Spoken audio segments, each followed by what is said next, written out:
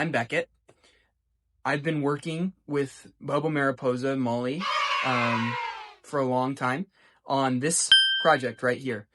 On Write the World, it's Twice Upon a Time. In the doc, it's just called Write the World thing. We wrote it to represent what Write the World stands for, and that's collaboration. Working together to create something better.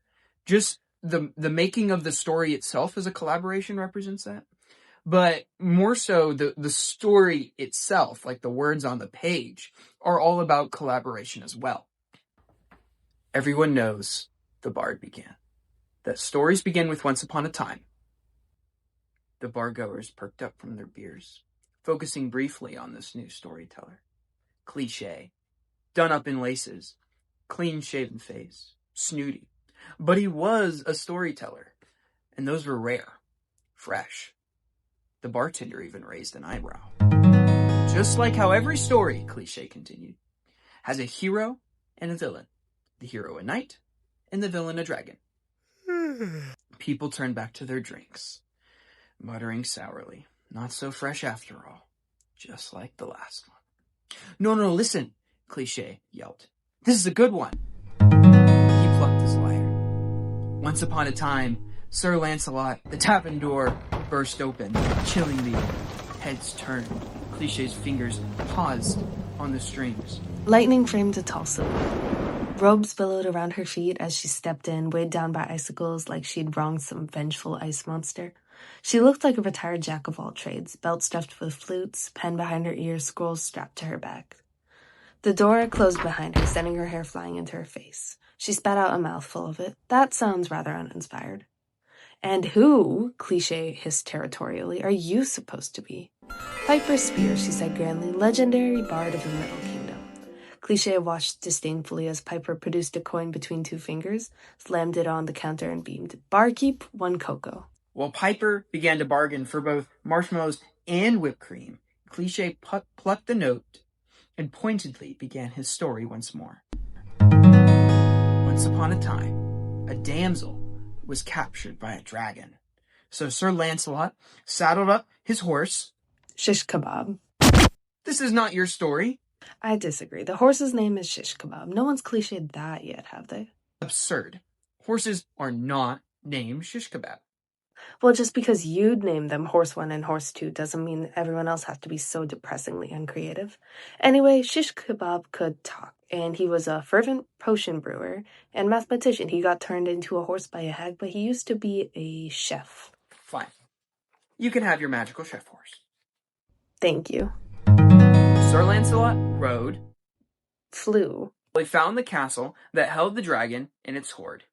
He marched up to the dragon and said, So hungry. Oh, that wasn't part of the story, but it is now.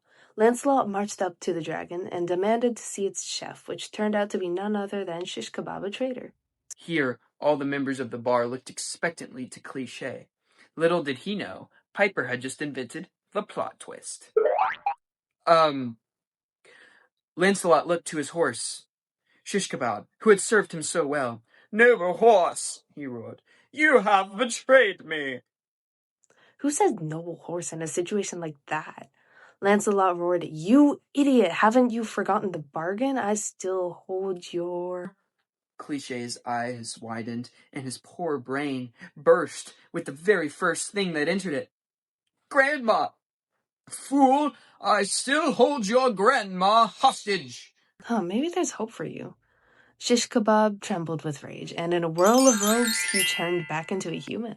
By this point, the dragon was just confused, and the damsel had made a run for it. Still doing the whole damsel thing? Come on, Cliché, that's Cliché. Fine then. Maybe... Cliché looked nervously at Piper and let his randomest, most treasured ideas leap from his mouth. The damsel was a dragon cowboy! Brilliant, yes, and the entire quest had been a ruse to trap Sir Lancelot in the castle, because he'd orchestrated a massive pyramid scheme. The dragon had been an investor. In fact, Sir Lancelot had entire hordes of scammed off, gullible dragons. And it turned out that Shish Kebab, mathematician and accountant, had discovered Lancelot's scheme after his grandma had been scammed into investing. The bartender grabbed his hairline. It all connects. Piper and Cliché grinned, then glared at each other. But Cliché seemed to be waiting for something. You're just gonna leave it there, Piper? What, you want some sort of happy ending? That's boring. Cliché frowned and stroked his chin. I love a happy ending. Piper sighed, leaning back in her chair. All right, fine, go ahead. Me? Yes, you menace to creativity. Cliché frowned, cleared his throat, and plucked some chord he didn't even know existed. There ain't room for the both of us, the damsel snapped. She twirled her black-barreled gun, stamped with Chekhov in big gold letters, and slammed down the ledger that Shish Kebab had smuggled in. There's all the evidence we need. But scammers don't give up that easily. Lancelot unsheathed his sword. A duel, he hissed. You win, and I'll sign what you need. I win, and he grinned evilly. Shish Kebab immediately drew his frying pan, but the dragon whipped out a talon to block him. I cannot allow you, my love, she snarled. She grabbed his frying pan with a furious claw and turned it on Lancelot. Face me, schemer of pyramids. They faced each other. A tumbleweed drifted by as the damsel counted down. 3, 2, but Lancelot struck first. He moved inhumanly fast, having drunk one of Shish Kebab's potions, and stabbed the dragon. The monster fell to her knees. Lancelot sneered. Shish Kebab leapt to his dragon wife's aid, horrified as her breath began to slow. Then he leaned down for one final kiss. Don't you dare do a princess in the... And the dragon shed her body of scales and became a beautiful princess once more. Sigh. Lancelot gasped, raising his sword. I'll kill you again, beast! He rushed forward, uncorking another potion to... Bang! Cliché looked at Piper, sipping her cocoa, eyes glittering. He shrugged and ran with it. Lancelot collapsed, bullet hole in his skull. The damsel blew smoke off her gun, grinning maliciously.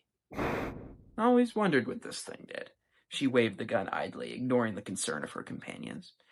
We don't need them alive. Just look at the potion bottles. She picked one up. Lancelot, possessive as ever, had signed them.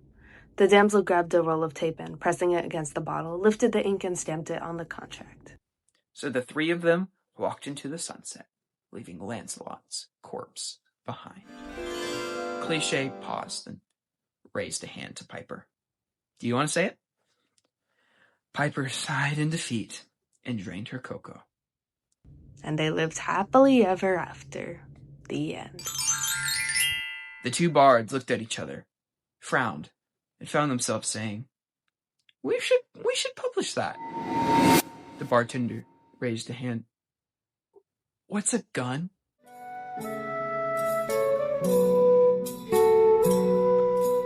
Okay. I can re-record. It's fine.